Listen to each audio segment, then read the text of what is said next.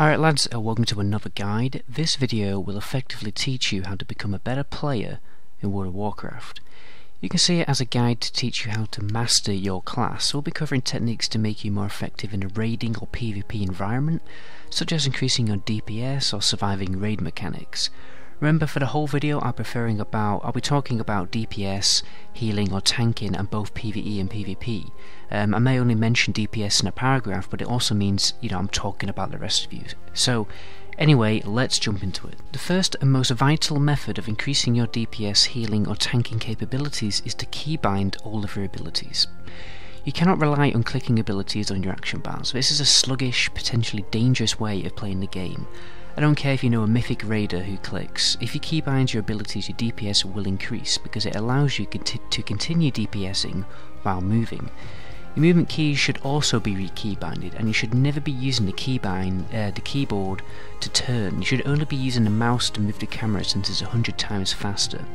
I have both a keybinding guide and a movement guide on my channel, and you'll find the links within the description. The second method is to ensure you have a clean and useful interface. You will need add-ons to track your buffs, cooldowns and procs, and organise this information in a visible manner. Like for instance a warrior needing to know when his Berserker's Rage is available, or a mage he needs to know when his Fingers of Frost proc is available. For this I would recommend the add-on Tell Me When, so be sure to install that. It's also important to get raiding time add-ons like Deadly Boss Mode, since this will inform you, for instance, like when a big ball of fire is about to fall on your location, therefore you have to move unless you die, because obviously you can't DPS if you're dead. Or you don't want to pop all your cooldowns during a phase where you have to move around a lot, because that's going to be a massive DPS loss. For instance, you need to dodge like a barrage of bombs. You want to pop your cooldowns when you can stay static and just continue to DPS really safely. There may also be phases where your DPS is actually increased, and therefore it is the optimal time to pop your cooldowns. And you don't want to pop your cooldowns when an enemy player, pops his defensive cooldowns to mitigate and waste your own cooldowns. There are loads of reasons why a raid timer add-on is going to be beneficial to you. I have an interface guide for both PvE and PvP on my channel, so be sure to check them out. The links are in the description. The third method is macros. Macros can speed up your gameplay to increase your DPS of the effectiveness of your healing. Make sure you learn the macros suitable for your class. For the healers out there, I'd recommend making mouse over macros for all of your healing abilities rather than manually clicking or using add-ons like Healbot, since it's a more reliable and effective method of healing multiple targets.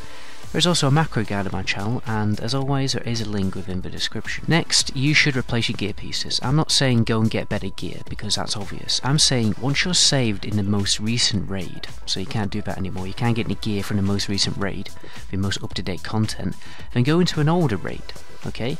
And replace your current gear pieces, say if you have the same mountain level, with more effective stats. So you've got a piece of gear which has mastery and crit, and you think, well, I don't need either of those stats. I need multi-strike.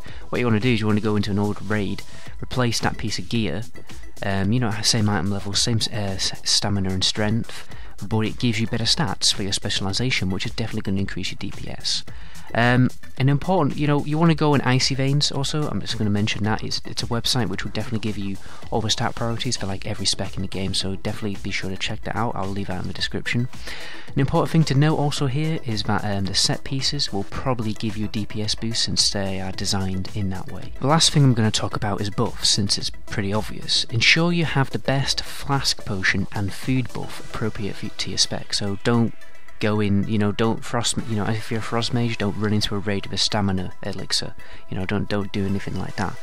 A little advice here is if you consume your potion like a second before the boss is pulled, the potion will go on a cooldown rather than not allowing you to use it again, so you'll be able to use it a second time. So yeah, remember that one. Also, don't just eat somebody's food buff feast thing. Firstly, because it will increase your spec stat by about 100 when you can get a food buff which goes up to about 125. Secondly, sometimes the stat it gives you isn't the best for your spec. I don't know how common this fact is, but on my Brewmaster Monk I should be stacking Mastery for maximum damage mitigation, but the feast gives me critical strike. Which is why I buy my food from the auction house with the correct stat that I actually need. Anyway lads, that is the end of the video. Be sure to check out the other videos that I refer to, and leave a request for the next guide in the description. My name is the Meta Goblin, and to my next video, ciao!